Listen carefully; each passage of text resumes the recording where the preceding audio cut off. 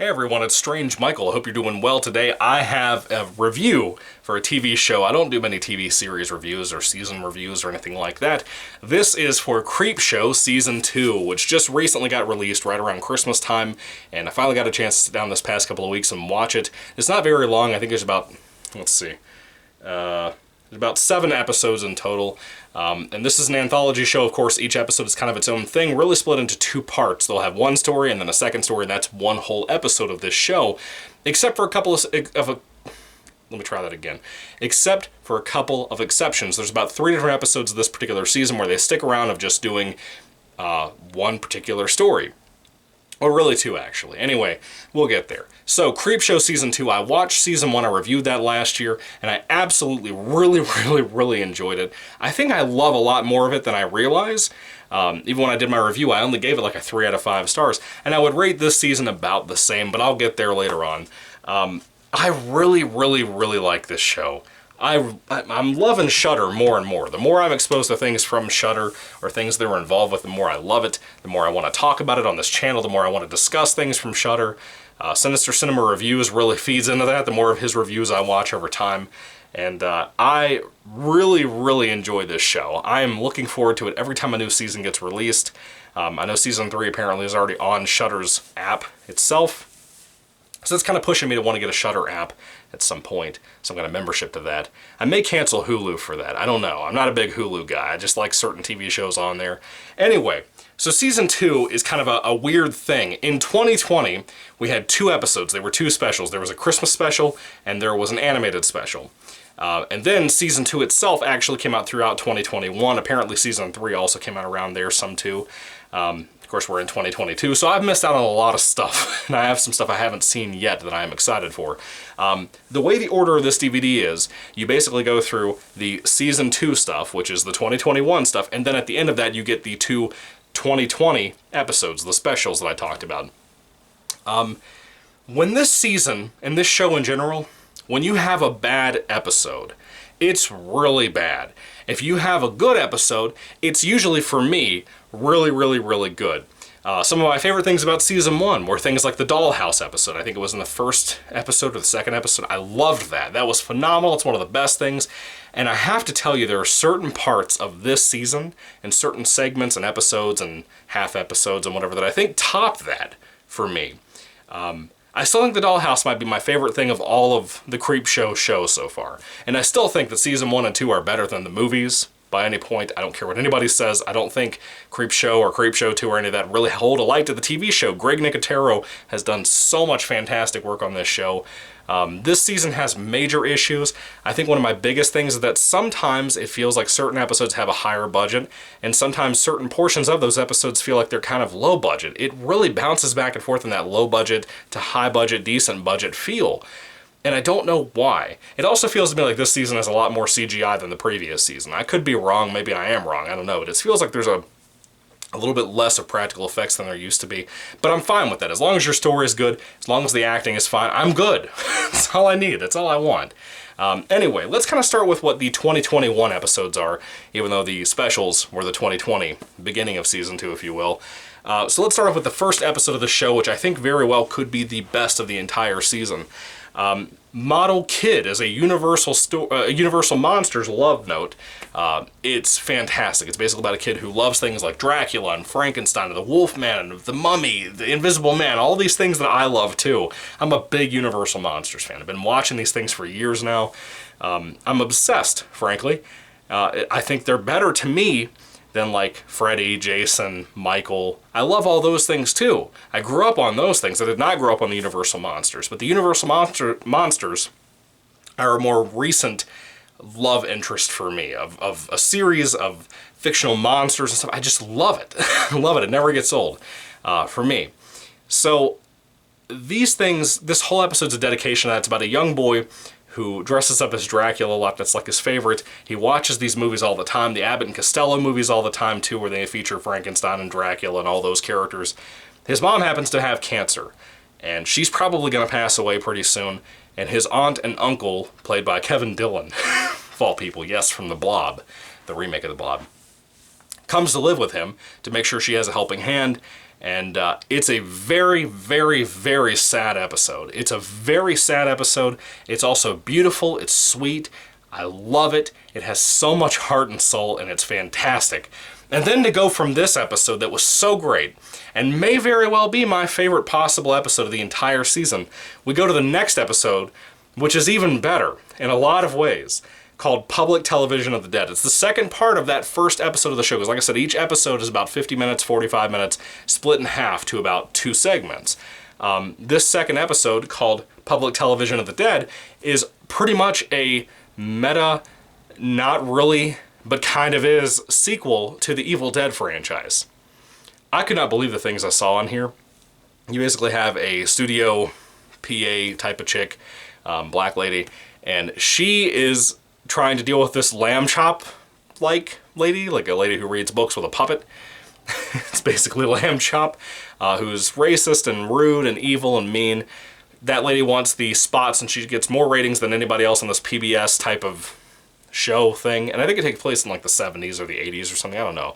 A lot of the show's 80s aesthetics and themes and all that to it, and that's what makes it so fantastic in my opinion. It really knows what it is, and it really delves into that Tales from the Dark Side type of feel that these shows need to have, I think, with the music and all that. The music's fantastic in this season, just like it was in the previous one.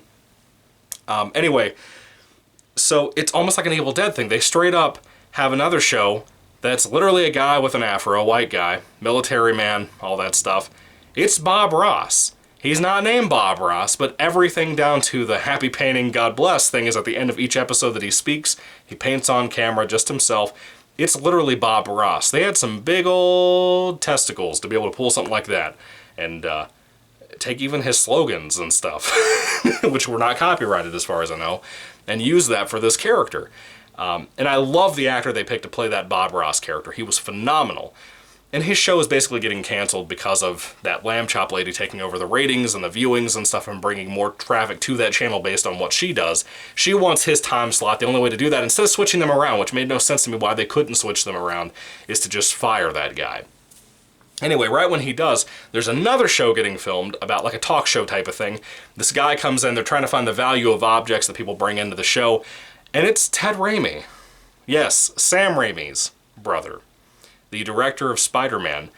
Ted Raimi is an actor who looks a lot like Sam Raimi, and he brings in the Necronomicon, like the Necronomicon from the Evil Dead films. One of my favorite lines is when he says, you know, this has been in my family for a long time, because Sam Raimi created and directed Evil Dead 1, 2, and 3. It was great. I loved that. It was fantastic. I'm not an Evil Dead guy. Let me straighten that out. I'm a big fan of the remake. I love the remake, and I love the original Evil Dead. Evil Dead 2 and 3 never did anything for me. I laugh, I mock it a little bit, but I'm not a big fan of Evil Dead 2 and 3 like a lot of folks are.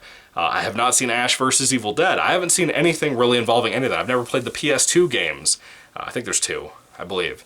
But I never played any of that, so I don't really know much about Evil Dead outside of the 3 films, or the 4 films, because I love the remake. I wish we had a sequel to that remake. I don't know what they would do, but I would want one. Anyway, so I'm a little half and half on my Evil Dead fandom, I guess. But I really liked this episode. I liked that Deadites coming to life and basically being possessed, dead bodies being possessed and attacking the film sets and whatever for this PBS station. It was fantastic. There was some great writing there, some great character stuff, some great jokes and laughs. This show knows that it does not have to be so serious and want to be intellectual, the way the terrible Jordan Peele Twilight Zone bullshit is. This show actually tries to have a little bit of humor, that very 1980s feel. To me, it feels more like Tales from the Dark Side than the original Creepshow, and I love that about it. It's got a little bit of the original Creepshow films in its blood, but it feels more like Tales from the Dark Side. It can have a humorous episode, it can have a really clever written episode, it can have a really sloppy episode, it can have bad CGI, it can have good practical effects, it can have everything, the way Tales from the Dark Side typically had.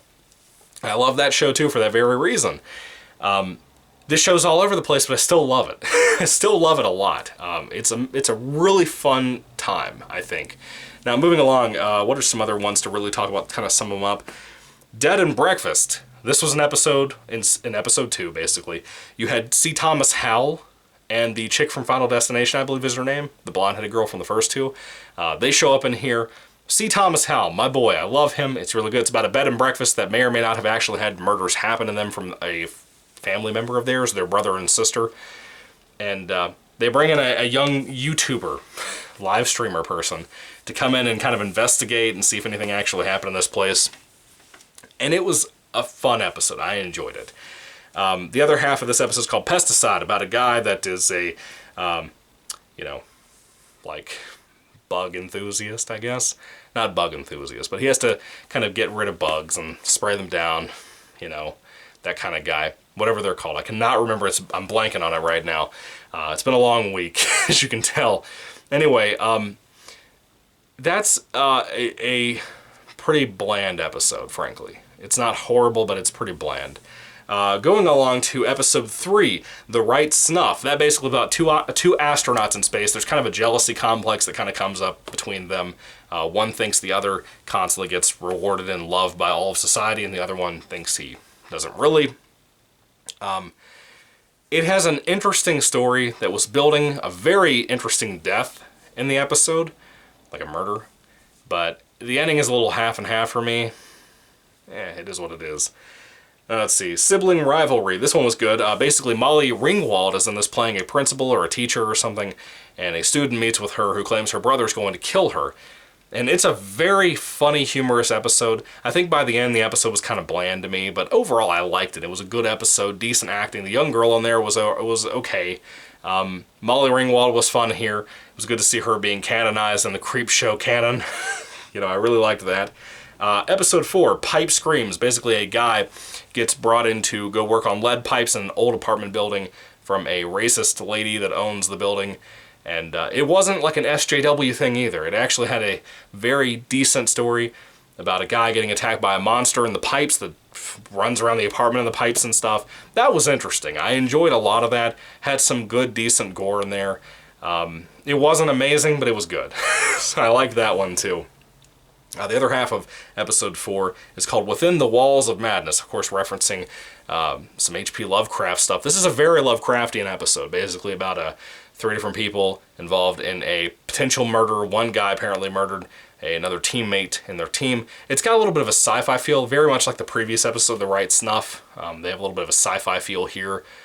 And this guy claims that these monsters came in through the walls. And it's kind of like a crime thing. The guy is being, interviewed by a lady before he's put on death row. And it's alright. It's an alright episode. Like I said, there's a lot of alrights, but they're enjoyable to watch. Does that make sense? Just because I say something is like a middle-of-the-road, decent, average episode, doesn't mean it's unwatchable. Doesn't mean that I didn't enjoy what I watched or didn't laugh through some jokes and stuff. I enjoyed pretty much every episode of this season, except for a couple of them I'll get to. Really one in particular, but I'll get there. But yeah, that episode was decent. Episode 5 is one big episode. It's not a 2-segment 45-minute episode. It's one big episode starring Justin Long. It's called The Night of the Living Late Show.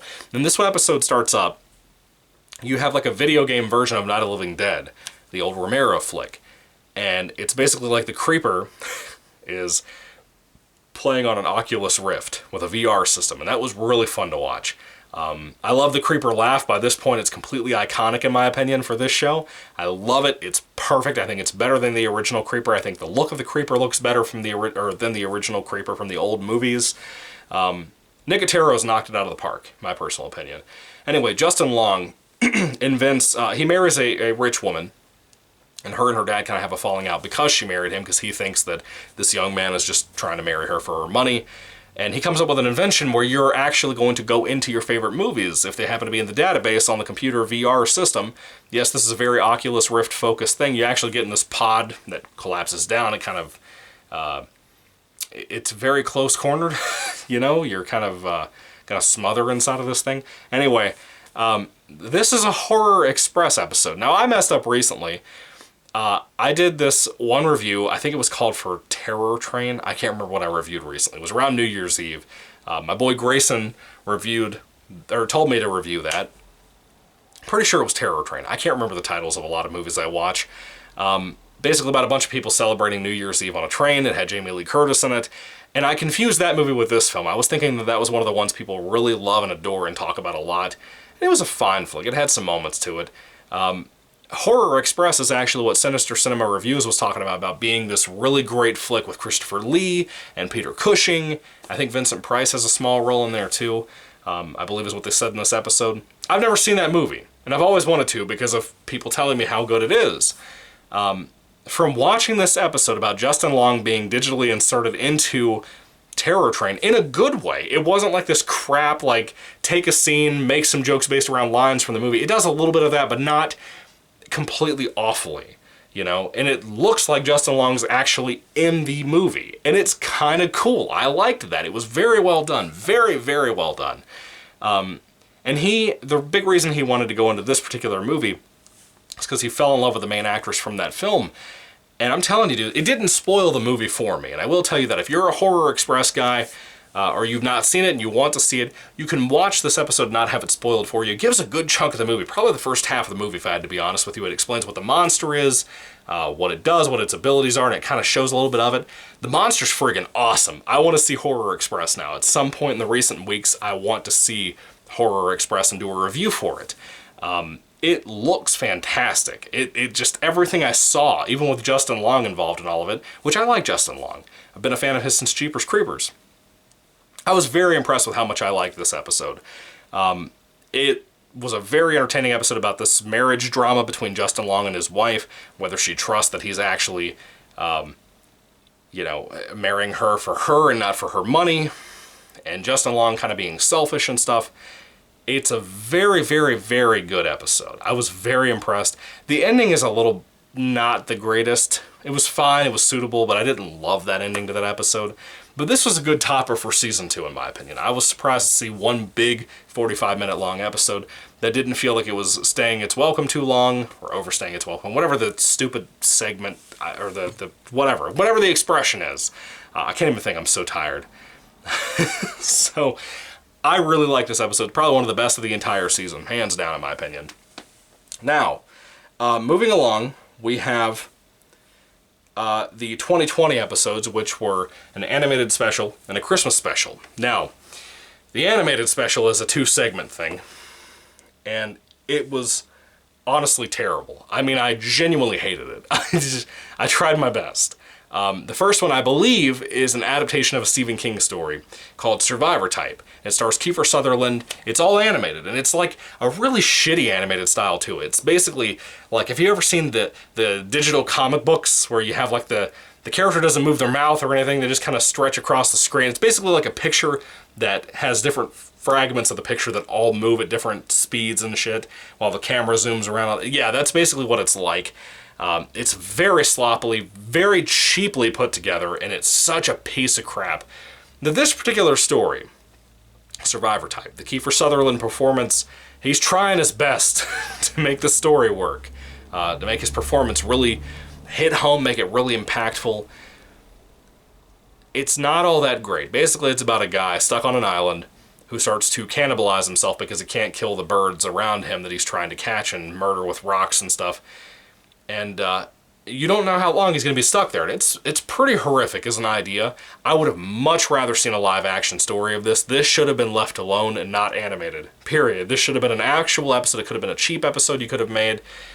And it sucks as an animated episode, dude. I was hoping for more, and I was kind of interested to see what kind of animation style we'd get. Of course, this was during COVID, so low budgets already for this show were just completely demolished by COVID.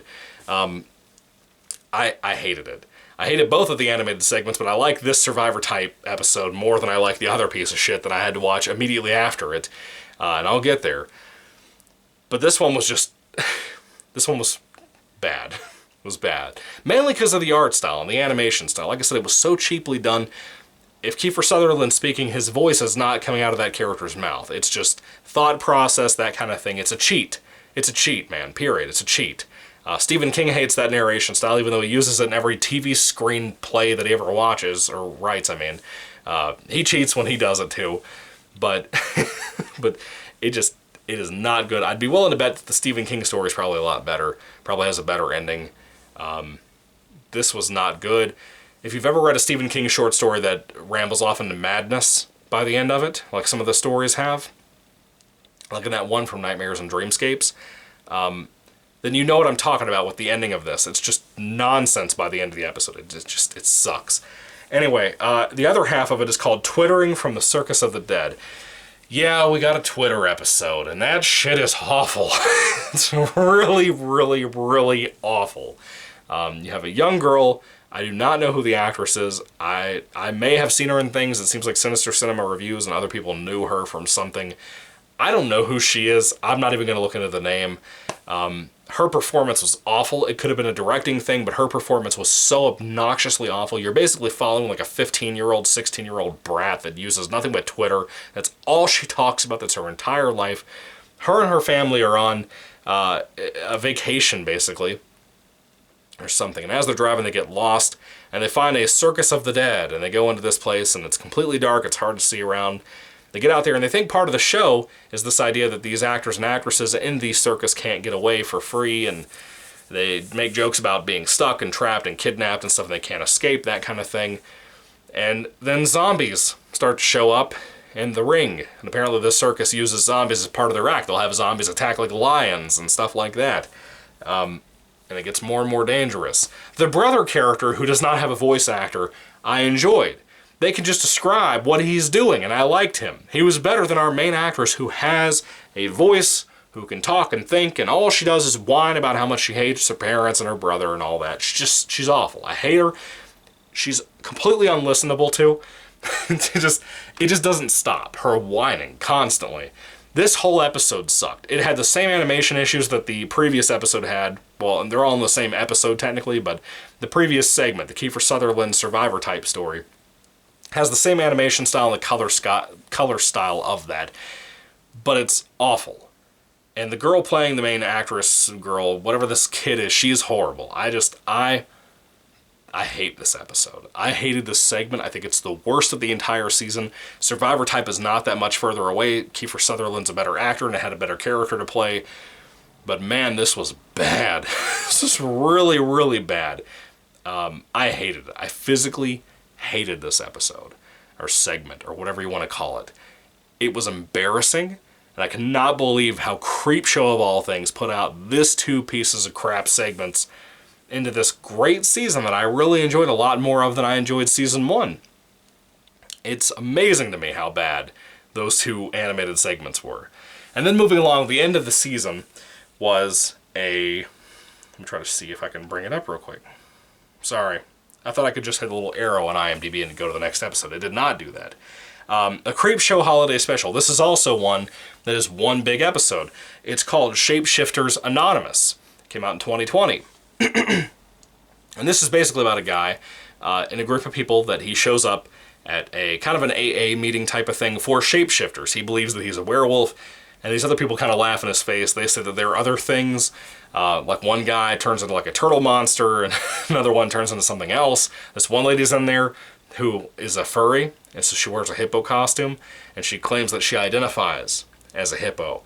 And they make fun of that. And I was surprised that they made fun of that, because of the kind of culture that we're in nowadays, with these weirdos nowadays. I expected for sure that we would just go along with that and make it like she'd be the hero of the episode. And she kind of is, but not in a bad, insulting way. I really liked this. The kind of lore that builds up in this episode, with Santa Claus being an existent thing, and the helpers for Santa Claus, not elves, but the helpers. It was genius. It was so fun, and to see Greg Nicotero go from something like the terrible two animated episodes that I'm sure that he wrote, I'm relatively positive he wrote and directed those, to go from those awful things to this. As great as this was, it wasn't amazing, but it was great. I really enjoyed it. I loved it, as a matter of fact. It was fun. It was really fun. It was a great way to end the season, especially after that horrible 2 animation segments we had to sit through. I'm so thankful we got this, because this was really good for a season finale for season 2. There was a lot of great stuff in this season. I really enjoyed it. Again, it was kind of a mixed bag, just like season 1 was. I feel like there's a little bit more of a lower budget feeling to this than the first season had a lot of the time, even though it kind of jumps back and forth on quality, in my opinion, within each episode, and kind of in the midst of each episode too, like I mentioned earlier. A lot more CGI than practical effects, in my opinion. But the kind of love for the horror genre that this season had, even more so than what season 1 had, was impressive to me. Creepshow Season 2. What did you guys think about this season? Did you love it? Did you hate it? What did you think about it? Was it fun? Was it just good? What do you think about all that? I'd love to hear what you have to say about it down in the comment section down below. I like it just as much as I like Season 1, possibly even more. I don't know yet. There may have been more episodes in here I enjoyed more than first seasons. But I like both a lot. I still think the Dollhouse segment from the first season's my favorite of all of the episodes I've seen, but I love the Universal Monsters one in here. I love the Evil Dead thing in here. I love all this stuff that I saw. It was so much fun. I had a good time. It's not perfect, definitely not perfect, but it was a fun time, and I'm really glad I watched it. If I had to rate this one, I'd rate it about the same I rated the first season, a 3 out of 5 stars. And I recommend it if you're a Creepshow fan, if you're a fan of like Tales from the Dark Side specifically, or if you liked Season 1, or if you've watched any other seasons like Season 3, which I haven't seen yet. I'm assuming it's good. I don't know. But if you liked any of that stuff, you should watch this show. It has so much to offer. It's so much fun. And that 1980s feel in a real genuine way. Not like in the Stranger Things, everything that comes out nowadays trying to be like the 1980s feel. It felt more genuine. It felt like it was more well realized, I think is what I want to say. I really like this. Creepshow Season 2 was a fun blast, and I recommend it tremendously if you haven't seen it before. Check it out. Let me know what you think down in the comment section down below. I'd love to hear what you have to say. And again, I give it a 3 out of 5 stars. I really liked this season. I had a good time with it. It just has a lot of issues. I wish we had more practical effects. We got more as it went along later on, but man, the animated season, or the animated segments and episodes really drug this down for me a lot.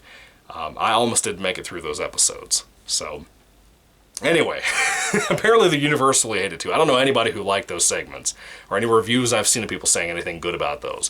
Anyway, what are your thoughts? Put them down below. Thank you for watching. God bless you, and goodbye.